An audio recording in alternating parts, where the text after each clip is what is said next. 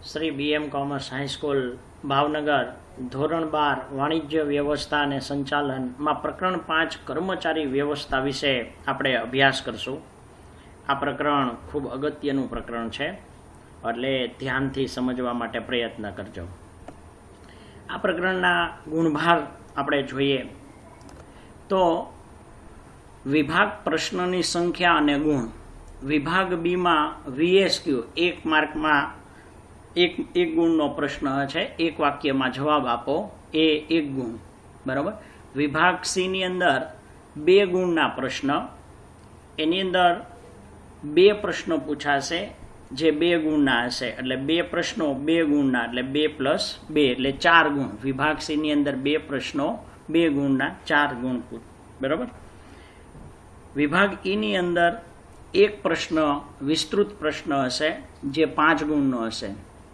આ રીતે આ પ્રકરણ કુલ 10 ગુણનું છે, એટલે 10 ગુણના પ્રકરણ જે આ BAની અંદર છે એનો વ્યવસ્થિત અભ્યાસ બધા જ પ્રકરણનો કરવો જોઈએ। આપણને ખ્યાલ છે કે સમગ્ર સંચાલન પ્રક્રિયાઓ વગર એકમ છે એ શક્ય જ નથી, એટલે કર્મચારી વગર એકમ ચાલી જ ન શકે। સંચાલકો પાસે પૂરતા પ્રમાણમાં મૂડી હોય, સાધન સામગ્રી હોય, જમીન, મકાન, યંત્ર, ફર્નિચર આ બધું જ હોય, પણ જો યોગ્ય લાયકાત ધરાવતા અને પૂરતા પ્રમાણમાં કર્મચારી ન હોય તો ઉત્પાદનના સાધનો યોગ્ય દિશાની અંદર મહત્તમ ઉપયોગ થઈ ન શકે, એટલે કે ઉત્પાદનના સાધનોનો યોગ્ય ઉપયોગ થઈ શકે નહીં। એટલે તેમણે કરેલું મૂડીરોકાણ નિષ્ફળ જાય, અને એટલા માટે વર્તમાન સમયની અંદર ભૌતિક સાધનો કરતાં જીવંત સાધનો એટલે કે એકમની અંદર કામ કરતા કર્મચારીઓ ઉપર વધુ ધ્યાન કેન્દ્રિત કરવું જરૂરી બન્યું છે। તો ઔદ્યોગિક ક્રાંતિ થયા પછી ઉદ્યોગોએ ઉત્પાદનનું કાર્ય મોટા પાયે શરૂ થયું। આપણને ખ્યાલ છે કે ઔદ્યોગિક ક્રાંતિ પછી મોટા પાયા પર ઉત્પાદન શરૂ થયું, ઉત્પાદનમાં મોટા પાયા પર રોકાણ શરૂ થયું, યંત્રનો ઉપયોગ થયો, અને એટલે મોટા પાયાના લાભો એકમ મેળવવા માટે, વધુ નફો મેળવવા માટે મોટા પાયે પર ઉત્પાદન શરૂ થયું। શરૂઆતના તબક્કે તેમાં કોઈ ચોક્કસ કાર્ય પદ્ધતિ ન હતી, એટલે કે એમાં કોઈ એવી કાર્ય પદ્ધતિ ન હતી કે જેથી કરીને ધંધાના વિકાસ માટે પૂરતું વધુ ધ્યાન આપવામાં આવે। ફક્ત ઓછા ખર્ચે વધુ નફો મેળવવાની પ્રવૃત્તિ શરૂ થઈ, કે ખર્ચ ઓછો થાય અને નફો વધુ મેળવવામાં આવે એ બાબતને વધારે મહત્ત્વ આપવામાં આવતું। પરિણામે કર્મચારીનું શોષણ થવાની શરૂઆત થઈ। 19મી સદીના અંત ભાગમાં આગવી સૂઝ ધરાવતા સંચાલકોને સમજાયું કે ઉત્પાદનમાં જડ સાધન સામગ્રી કરતાં લાગણીશીલ કર્મચારીઓ વધુ અગત્યના છે। મિત્રો, પછી ધીમે ધીમે જેવી રીતે ધંધાકીય એકમની અંદર જે પ્રશ્નો આવતા ગયા, સમસ્યા આવતી ગઈ, અને એ બધા ઉકેલવા માટે અને એકમના વિકાસ જેમ થતો ગયો એમ સંચાલકોને સમજાયું કે જે આ ઉત્પાદનના સાધનો, જે જડ સાધનો છે એની કરતાં એકમની અંદર કામ કરતા જે કર્મચારીઓ છે એ કર્મચારીઓ ઉપર સવિશેષ ધ્યાન આપવાની જરૂર છે। એટલે તેઓને સમજાયું કે યંત્રો આપોઆપ નથી ચાલતા, પણ કર્મચારીઓ ચલાવે છે। યંત્ર સામાન્ય રીતે માનો કે રોબોટ દ્વારા જો કામ લેવામાં આવે ને તો રોબોટ ચલાવવાનું કામ પણ માનવે જ કરવું પડશે, એટલે કે કર્મચારીએ જ કરવું પડશે, કારણ કે રોબોટને ચાલુ તો કરવો પડશે, રોબોટને સૂચના તો આપવી પડશે। એટલે કહેવાનો મતલબ એટલો છે કે યંત્રો ગમે એટલા સારા હોય, ગમે એટલા આધુનિક હોય, પરંતુ એની મેળે કામ નહીં કરે, એને ચલાવવા માટે કર્મચારીઓની જરૂરિયાત પડશે। અને પરિણામે સામાન્ય રીતે કર્મચારી એકમમાં ખૂબ મહત્ત્વ ધરાવે છે, કારણ કે એકમ કર્મચારી વગર એકમ ચાલી શકે નહીં। અને પરિણામે કર્મચારીઓની ભરતી, પસંદગી, નિયુક્તિ, બઢતી, બદલી, તાલીમ વગેરે માટે વૈજ્ઞાનિક પદ્ધતિની જરૂરિયાત અનુભવાય. એટલે કે આ બધા માટે વૈજ્ઞાનિક દ્રષ્ટિકોણથી સામાન્ય રીતે ધ્યાન રાખવામાં આવે અને આ બધી જ બાબત ઉપર જો ધ્યાન રાખવામાં આવે તો એકમ છે એ પ્રગતિ કરી શકે. એટલે વૈજ્ઞાનિક પદ્ધતિની જરૂરિયાત અનુભવાય. કર્મચારી વ્યવસ્થાનું કાર્ય સંચાલનના અન્ય કાર્ય જેટલું જ મહત્ત્વ ધરાવે છે. એટલે કે સામાન્ય રીતે કર્મચારી સંચાલનના જે અન્ય કાર્ય છે, બરાબર, આયોજન, વ્યવસ્થા તંત્ર, દોરવણી, અંકુશ, આ બધા જે કાર્યો છે એની જેટલું જ સામાન્ય રીતે કર્મચારી વ્યવસ્થા પણ મહત્ત્વ ધરાવે છે. તે વ્યક્તિ વિકાસની પ્રક્રિયા છે. સામાન્ય રીતે કર્મચારીને આમ તો આપણે કર્મચારી ઉપર સવિશેષ ધ્યાન આપવામાં આવશે. એની જરૂરિયાત, એની સામાન્ય રીતે એની કૌશલ્ય વધારવા માટે પ્રક્રિયા પણ કરવામાં આવે અને યોગ્ય લાયકાતવાળા કર્મચારીઓ મેળવવા એ અગત્યનું છે. અગાઉ સંચાલનમાં માનવ તત્વને જોઈએ તેટલું મહત્ત્વ આપવામાં આવતું ન હતું. એટલે પહેલાં માનવ તત્વને મહત્ત્વ આપવામાં ન આવતું હતું કે સામાન્ય રીતે માનવી ઉપર એટલું ધ્યાન રાખવામાં, કર્મચારી ઉપર એટલું ધ્યાન રાખવામાં ન આવતું હતું. એકમમાં આયોજન શ્રેષ્ઠ રીતે કરવામાં આવ્યું હોય અને વ્યવસ્થા તંત્રની રચના પણ યોગ્ય રીતે કરવામાં આવી હોય, પરંતુ કર્મચારીની અયોગ્ય પસંદગી અને તાલીમમાં ખામી હોય તો એકમ સફળ થઈ શકતો નથી. એટલે આયોજન સારું હોય, વ્યવસ્થા તંત્રની રચના પણ સરસ હોય, પણ જો કર્મચારી જે કામ કરનાર ખરેખર કર્મચારી છે એ જ યોગ્ય ન હોય, એ જ સામાન્ય રીતે કામના જાણકાર ન હોય, અનેક ભૂલો કરતા હોય, એને યોગ્ય તાલીમ આપવામાં ન આવતી હોય તો સામાન્ય રીતે એકમ સફળ થઈ શકતું નથી. એકમની સફળતાનો આધાર કર્મચારીની કામ કરવાની શક્તિ અને વૃત્તિ પર છે. એટલે એકમની અંદર જે કર્મચારીઓ કામ કરે છે એ કર્મચારીઓની કામ કરવાની વૃત્તિ અને શક્તિ ઉપર સામાન્ય રીતે આધાર રહેલો હોય છે. એટલે શક્તિ અને વૃત્તિ પર રહેલો છે. કર્મચારી વ્યવસ્થા એ એકમમાં કામ કરતા કર્મચારીઓ સાથે સંબંધ ધરાવતી પ્રક્રિયા છે. એટલે કર્મચારી વ્યવસ્થા એ એકમની અંદર કામ કરતા કર્મચારીઓ સાથે સંબંધ ધરાવતી પ્રક્રિયા છે. ખાસ કરીને કર્મચારીની શક્તિ અને વૃત્તિ એની ઉપર કે કર્મચારીમાં ઘણીવાર એવું બને કે ક્ષમતા હોય પણ એને કામ કરવાની ઈચ્છા ન હોય, તો એની કઈ રીતે એને કામ કરવામાં રસ જગાડવો એ મહત્ત્વનું છે.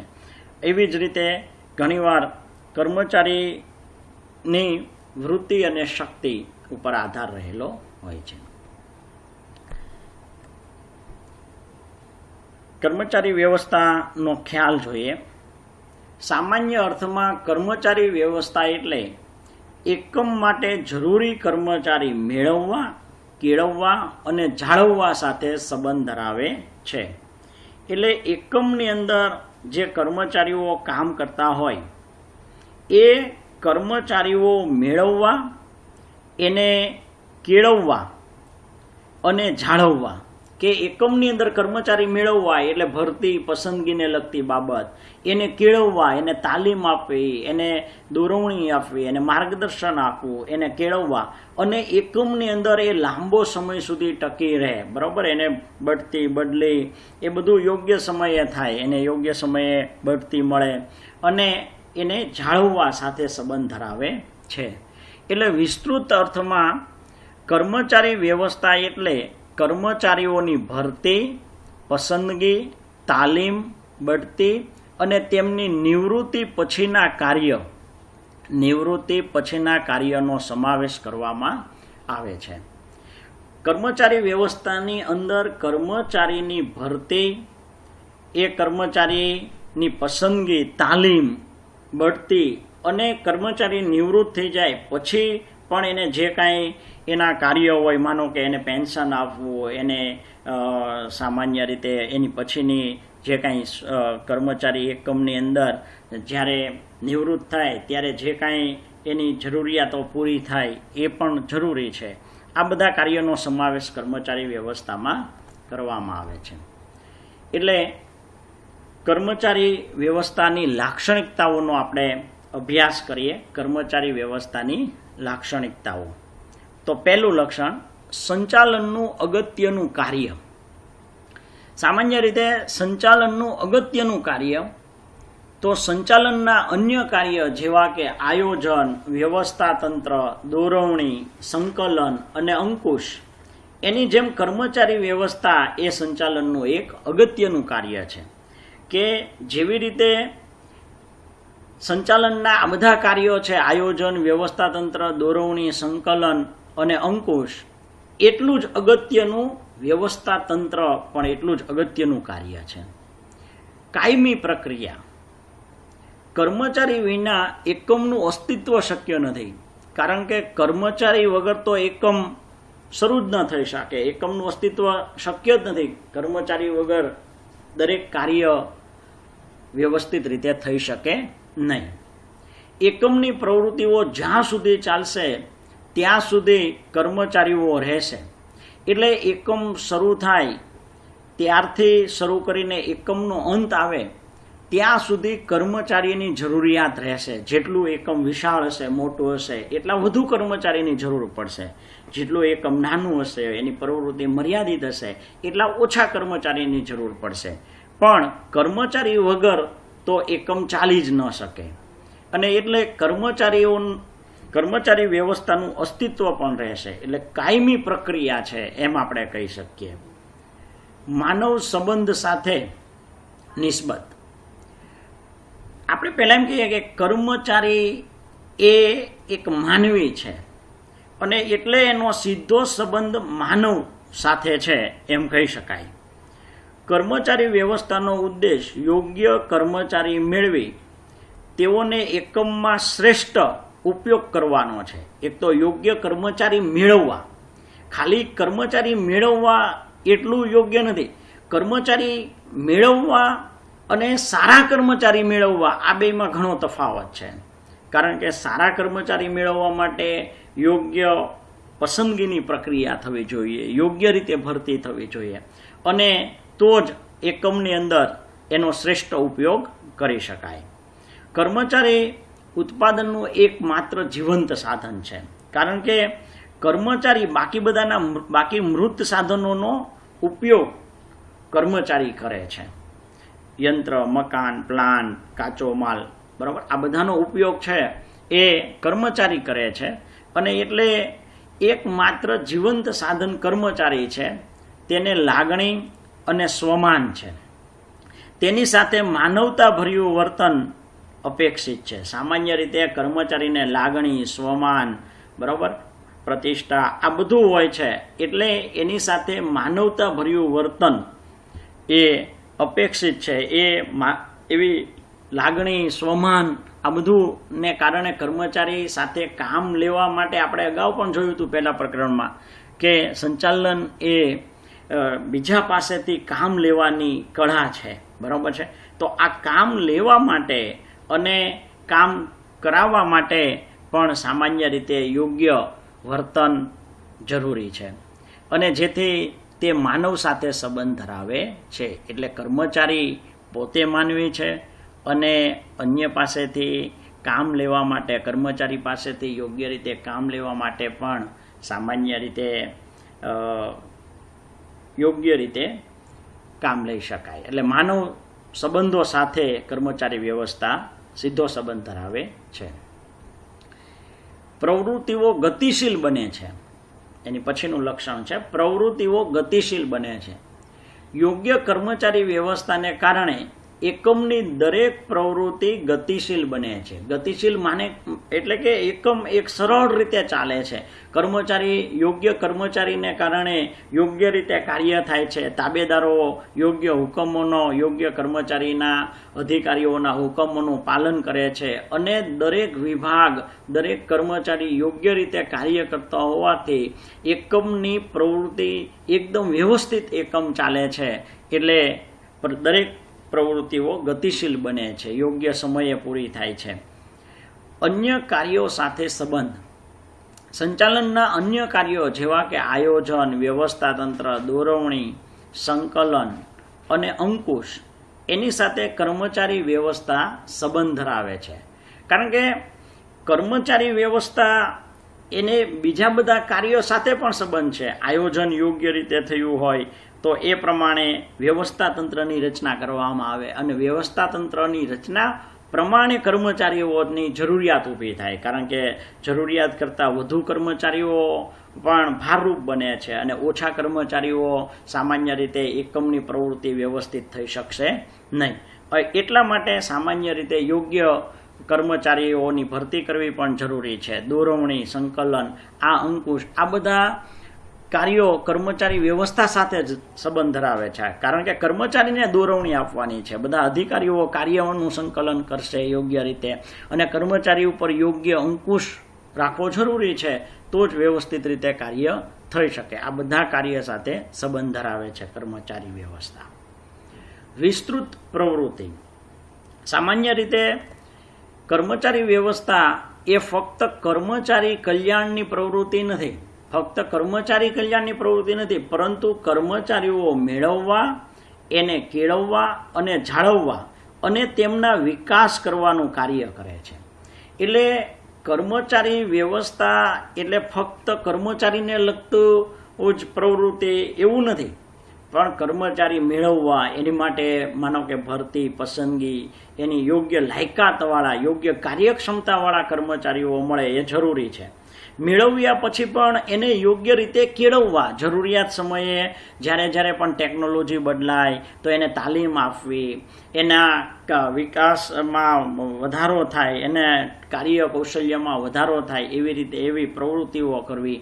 એટલે એને કેળવવા, એને જાળવવા, એકમમાં ટકી રહે, એની જરૂરિયાતો પૂરી થાય, એકમની અંદર એ મહત્તમ પોતાની કાર્યક્ષમતાનો લાભ આપે અને એ માટે એને ટૂંકમાં જાળવવા અને એના વિકાસ કરવાનું કાર્ય, જરૂરિયાત સમયે એને બદલી આપવી, એને બઢતી આપવી, એ પણ જરૂરી છે. બરાબર, ઘણીવાર એકમ છે એની ઘણી બધી શાખાઓ હોય તો કર્મચારી પોતાના વતનની નજીક અથવા તો વતનમાં કામ કરવાનું વધારે એને અનુકૂળ હોય તો એને, અને જૂના કર્મચારીઓને સમયાંતરે બઢતી આપવી પણ જરૂરી છે. તો વિકાસને લગતા કાર્ય કરવા એ પણ જરૂરી છે. તો આ રીતે કર્મચારી વ્યવસ્થા એ વિસ્તૃત પ્રવૃત્તિ છે.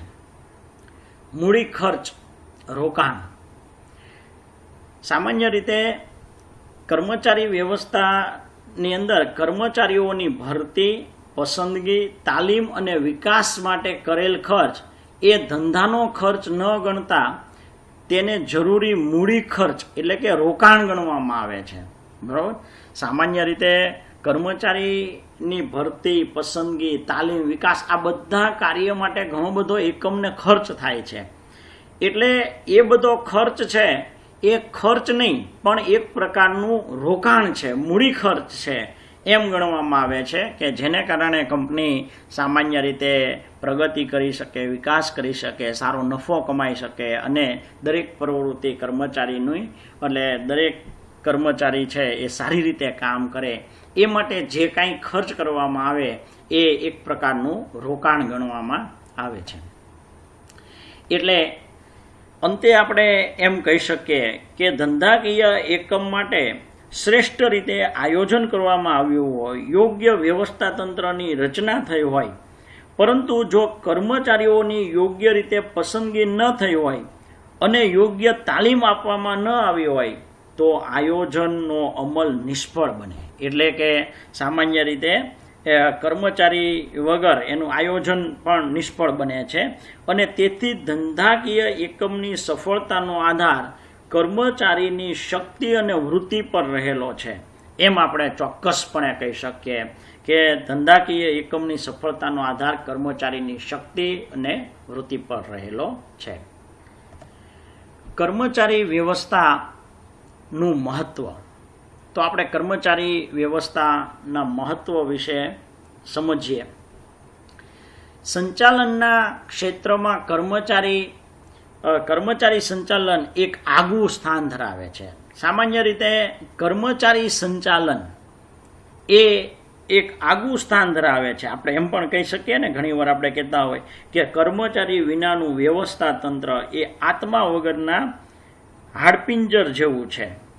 તો આ વાક્ય તે જે મેં તમને કીધું એ વાક્ય તે તમને સામાન્ય રીતે કર્મચારી વ્યવસ્થાનું કેટલું મહત્વ છે એ દર્શાવે છે. બરાબર, કે કર્મચારી વિનાનું વ્યવસ્થા તંત્ર એ આત્મા વિનાના હાડપિંજર જેવું છે તેમ કહી શકાય. બરાબર, કે જેવી રીતે શરીરની અંદર આત્મા ન હોય તો શરીરનું કોઈ મહત્વ રહેતું નથી, એવી રીતે જો એકમની અંદર કર્મચારી ન હોય તો એકમનું પણ કોઈ મહત્વ રહેતું નથી.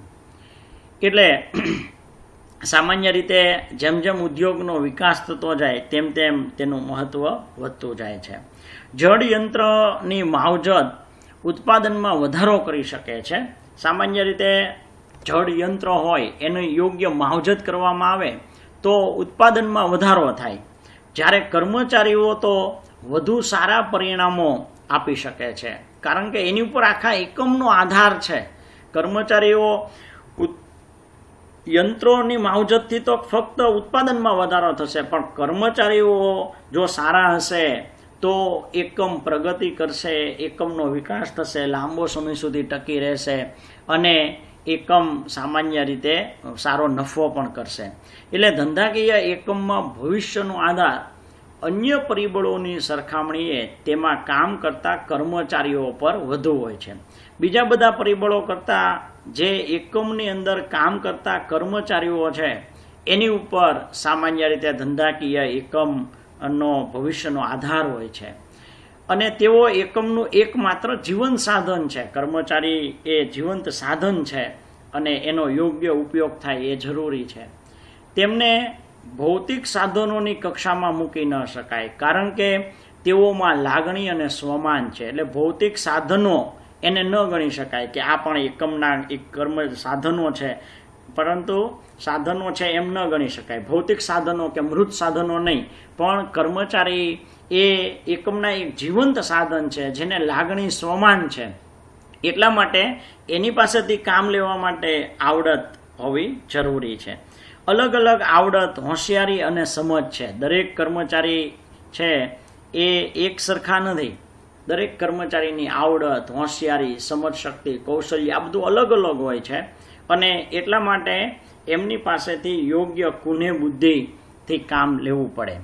અને એટલા માટે એવું કહેવામાં આવે છે કે તમે તમારા કર્મચારીનો ખ્યાલ રાખો તો તેઓ બાકીની બધી જ બાબતોમાં તમારો ખ્યાલ રાખશે, એટલે કે એકમનો ખ્યાલ રાખશે. કે તમે ફક્ત કર્મચારીનો ખ્યાલ રાખો, યોગ્ય કર્મચારીની ભરતી, પસંદગી, એની તાલીમ, કર્મચારીની જરૂરિયાત, એમના પ્રશ્નો એ બધાનો જો ખ્યાલ રાખવામાં આવે તો કર્મચારી એ એકમનો ખ્યાલ રાખશે. કર્મચારી વ્યવસ્થાનું મહત્વના મુદ્દાઓનો આપણે અભ્યાસ કરીએ તો ચાલક બળ. સંતુષ્ટ અને કાર્યનિષ્ઠ કર્મચારી એકમનું ચાલક બળ છે. સામાન્ય રીતે જો કર્મચારી સંતુષ્ટ હોય અને એકમ પ્રત્યેની સદ્ભાવના એનામાં હોય તો એ એકમ માટે સામાન્ય રીતે સમય નહીં જોવે, પણ એ કાર્યને વધુ મહત્ત્વ આપશે. એટલે એક ચાલક બળ છે. જેવી રીતે કેમ આપણે સામાન્ય રીતે આપણી આગળ સ્કૂટર હોય અને એમાં જો પેટ્રોલ નાખવામાં ન આવે તો એ ન ચાલે, બરાબર છે. એટલે એ રીતે સંતુષ્ટ કર્મચારીઓ છે એ એકમનું એક ચાલક બળ છે કે જેના દ્વારા સામાન્ય રીતે એકમ સારી રીતે ચાલે. ઉત્પાદનના અન્ય સાધનો સાથે કર્મચારીઓ હોય તો જ ધ્યેય સિદ્ધિમાં સરળતા રહે છે. એટલે ઉત્પાદનના બીજા બધા સાધનોની સાથે કર્મચારી તો જરૂરી જ છે, કર્મચારી વગર ચાલે જ નહીં અને તો જ ધ્યેય સિદ્ધિ થઈ શકે. બીજો મુદ્દો આપણે જોઈએ, પ્રવૃત્તિઓ ગતિશીલ રહે. સામાન્ય રીતે યોગ્ય કર્મચારી વ્યવસ્થા ધંધાકીય એકમની દરેક પ્રવૃત્તિને ગતિશીલ રાખે છે. દરેક પ્રવૃત્તિ ગતિશીલ રાખવા માટે કર્મચારી જરૂરી છે. જો કર્મચારી જે એકમમાં નહીં હોય તો બધા આપણને ખ્યાલ છે કે કોઈ એકમની અંદર જ્યારે મોટા ભાગના કર્મચારીઓ અમુક દિવસ રજા ઉપર હોય ને તો ઘણા બધા પ્રશ્ન થઈ જાય અને એટલે કર્મચારીની રજા પણ મંજૂર કરવામાં આવે છે. રજા એને અગાઉથી પહેલાં લેખિતમાં જાણ કરવી પડે છે કે આ દિવસે હું હાજર નહીં રહી શકું આ કારણસર. એટલે કહેવાનો મતલબ એ છે કે દરેક કર્મચારી વ્યવસ્થાને કારણે એકમની બધી જ પ્રવૃત્તિઓ ગતિશીલ રહે છે. એટલે યોગ્ય કર્મચારી જરૂરિયાત મુજબના કર્મચારીઓ એકમમાં જરૂરી છે. જો ઓછા કર્મચારીઓ હોય તો પણ એકમની પ્રવૃત્તિઓ એ અટવાય છે, ગૂંચવાય છે. અને એટલા માટે કર્મચારીને કારણે પ્રવૃત્તિઓ ગતિશીલ રહે છે. સંચાલનના અન્ય કાર્ય માટે જરૂરી. સંચાલનના અન્ય કાર્ય જેવા કે આયોજન, વ્યવસ્થા તંત્રની રચના, સંકલન, દોરવણી, અંકુશ, આ બધા કાર્ય માટે પણ કર્મચારી વ્યવસ્થા જરૂરી છે. કારણ કે આયોજન જે કરવામાં આવ્યું હોય એ આયોજનની અંદર પણ આયોજનને ધ્યાનમાં રાખીને જ વ્યવસ્થા તંત્રની રચના કરવામાં આવતી હોય છે. અને વ્યવસ્થા તંત્રની રચનાની ઉપર જ કેટલા કર્મચારીની જરૂર પડશે, કયા વિભાગમાં કેટલા કર્મચારી જોશે, આ બધી બાબતો ધ્યાનમાં રાખવામાં આવતી હોય. સંકલન, દોરવણી કર્મચારીને આપવી, અંકુશ રાખવો, આ બધા કાર્યો કર્મચારી વ્યવસ્થા માટે જરૂરી છે. એની પછી એકમના હાથ પગ, એટલે કર્મચારી વ્યવસ્થા એ એકમના હાથ પગ. સંચાલનમાં આયોજનનું કાર્ય માનવ શરીરના મગજ જેવું સ્થાન ધરાવે છે. એટલે આયોજનનું કામ શું છે તો કે યોજના બનાવવી, યોજના વિચારવી. એટલે કે માનવ શરીરના મગજ જે વિચારવાનું કામ કરે છે, બરાબર.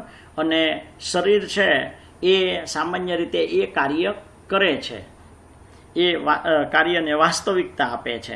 એટલે આયોજનનું કાર્ય માનવ શરીરના મગજ જેવું સ્થાન ધરાવે છે. જ્યારે કર્મચારી વ્યવસ્થા માનવ શરીરના હાથ પગનું સ્થાન ધરાવે છે. અને તેમના વિના એકમની પ્રવૃત્તિ થઈ શકે નહીં. એટલે કહી શકાય કે આયોજન એ માનવ શરીરનું મગજ છે, જ્યારે કર્મચારી વ્યવસ્થા એ સામાન્ય રીતે કર્મચારી વ્યવસ્થા માનવ શરીરના હાથ પગનું સ્થાન ધરાવે છે. એટલે કે એકમના હાથ પગ કર્મચારી વ્યવસ્થા ગણી શકાય. એની વગર એકમ પ્રવૃત્તિ કરી શકે નહીં. કર્મચારીઓમાં સંતોષ. કર્મચારીઓની ફરિયાદ, મુશ્કેલીઓ, સમજ એ ઝડપથી નિકાલ કરી શકાય છે. એટલે કર્મચારી વ્યવસ્થાને કારણે કર્મચારીઓની ફરિયાદો હોય, મુશ્કેલીઓને સમજી અને એનો ઝડપથી નિકાલ કરી શકાય. એકમના કાર્યોનું યોગ્ય આયોજન અને તે કાર્યની યોગ્ય વહેંચણીને કારણે કર્મચારીઓમાં સંતોષની લાગણી ઊભી થાય છે. એટલે સામાન્ય રીતે કર્મચારીની મુશ્કેલીઓ ઝડપથી દૂર કરવા માટે કર્મચારી વ્યવસ્થા તંત્ર રાખવામાં આવે, યોગ્ય આયોજન કર્મચારીનું થાય અને યોગ્ય કાર્યની વહેંચણી થાય. એને કારણે કર્મચારીઓમાં સંતોષની લાગણી ઊભી થાય, જેથી કરીને કર્મચારીઓ પૂરી નિષ્ઠાથી પોતાની જે પૂરી કાર્યક્ષમતાથી એ કાર્ય કરે. સંબંધોમાં સંવાદિતતા. યોગ્ય કર્મચારી વ્યવસ્થાને કારણે એકમમાં સંતોષકારક વાતાવરણ ઊભું થાય છે. એક તો યોગ્ય કર્મચારી વ્યવસ્થાને કારણે સંતોષકારક વાતાવરણ, એકમનું વાતાવરણ એક સામાન્ય રીતે સહકારભર્યું ઊભું થાય છે. દરેક કર્મચારી બીજાને મદદ કરતા હોય અને કોઈ પણ કર્મચારીનું કાર્ય હોય તો સારી રીતે કર્મચારીઓ છે એ કાર્ય પૂર્ણ કરવા માટે બીજાને મદદરૂપ પણ થતા હોય. એટલે સંતોષકારક વાતાવરણ ઊભું થાય છે અને તેથી માલિક અને કર્મચારીઓ વચ્ચેના સંબંધમાં સંવાદિતતા જળવાય છે. માલિક અને કર્મચારીઓ વચ્ચે સામાન્ય રીતે માલિક કર્મચારીઓના જે કાંઈ પ્રશ્નો હોય એ સમજે અને એને ઝડપથી દૂર કરવા માટે પ્રયત્ન કરે. અને એવી જ રીતે કર્મચારીઓ પણ એકમને પોતાનું એકમ સમજી અને પૂરી નિષ્ઠા અને પોતાની જે કાંઈ કાર્યક્ષમતા છે એનો પૂરો લાભ એકમને આપે. આ રીતે બંને વચ્ચે સંવાદિતતા જળવાય છે. એકમની પ્રતિષ્ઠામાં વધારો. સંતુષ્ટ અને કાર્યનિષ્ઠ કર્મચારી એકમની અમૂલ્ય મિલકત સમાન છે. સામાન્ય રીતે સારા કર્મચારીઓ એ એકમની મિલકત ગણાય, કારણ કે એના દ્વારા જ એકમ પ્રવૃત્તિ કરે છે, વિકાસ કરે છે અને એકમની પ્રતિષ્ઠાનો આધાર પણ આ કર્મચારીઓ ઉપર રહેલો હોય છે. અને એટલે સંતુષ્ટ અને કાર્યનિષ્ઠ કર્મચારીને એકમની અમૂલ્ય મિલકત ગણવામાં આવે છે. અને તેઓ ધંધાકીય એકમની પ્રતિષ્ઠામાં વધારો કરે છે. સામાન્ય રીતે એકમની પ્રતિષ્ઠામાં પણ વધારો થતો હોય છે. સતત ચાલતી પ્રક્રિયા. કર્મચારી વિના એકમનું અસ્તિત્વ શક્ય નથી. કર્મચારી વગર એકમ અસ્તિત્વમાં આવી જ ન શકે, એકમ શરૂ પણ ન થઈ શકે અને એકમ ચાલી પણ ન શકે. એટલે જ્યાં સુધી એકમની પ્રવૃત્તિઓ ચાલુ રહે ત્યાં સુધી કર્મચારી રહેશે. જ્યારે એકમ શરૂ થાય ત્યારથી કે એકમનો અંત આવે ત્યાં સુધી સામાન્ય રીતે કર્મચારી વ્યવસ્થાની જરૂરિયાત રહે છે. એટલે કર્મચારી વગર એકમનું અસ્તિત્વ શક્ય જ નથી. કર્મચારી વ્યવસ્થાનું અસ્તિત્વ પણ ત્યાં સુધી રહેશે. જ્યાં સુધી કર્મચારીઓ છે ત્યાં સુધી કર્મચારી વ્યવસ્થા પણ છે.